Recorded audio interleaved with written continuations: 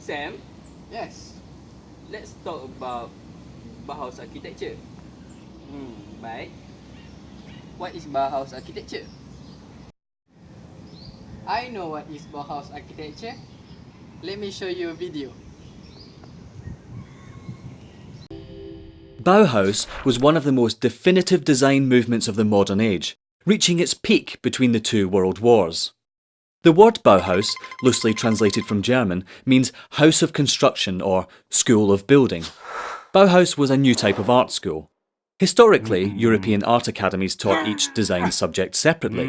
The Bauhaus offered foundation training in many art and design disciplines. They believed in variety. Understanding mass production was part of the curriculum, and the school sought to develop students who could unify art with craft while embracing new technology.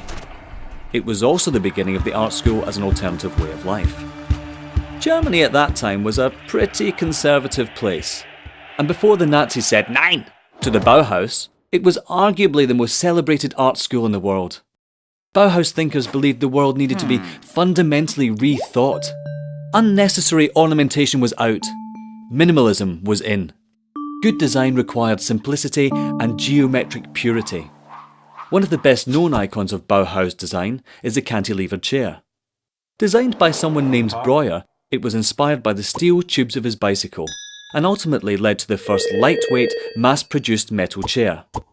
Despite his success, Breuer concluded that eventually chairs would become obsolete, and everyone would soon be sitting on supportive columns of air.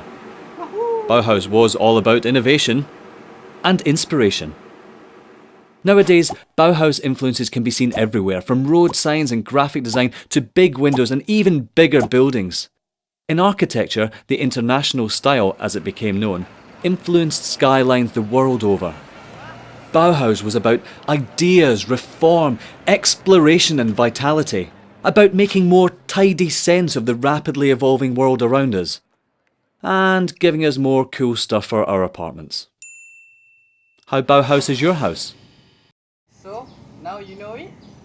Yes. Hi. Hello. Hi. What are you guys doing here? We are discussing about Bauhaus architecture. Do you know who are the great architects that design this style of architecture? I don't know. Do you know? I also don't know, but I think maybe Liza and Shireen know about this, right? Yes. Maybe. Hi, Fiza, Shirin. Are you busy now? No. Do you guys know who are great architects for Bauhaus architecture? Yes. The Bauhaus School existed in 3 German cities and 3 architect directors. First in Weimar, directed by Walter Gropius from 1919. Second in Dessau, directed by Hannes Major from 1928. And the last in Berlin, directed by Ludwig Mies van der Rohe from 1930 until 1933. Is there any example of Bauhaus and the details of its building? Of course.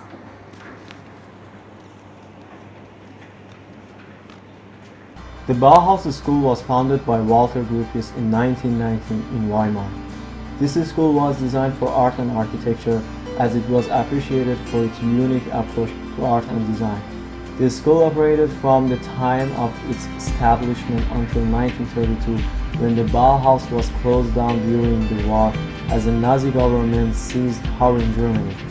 Occurring around this time period, a change was witnessed not only in Germany but in most of the industrialized countries toward a gradual transition towards modernism.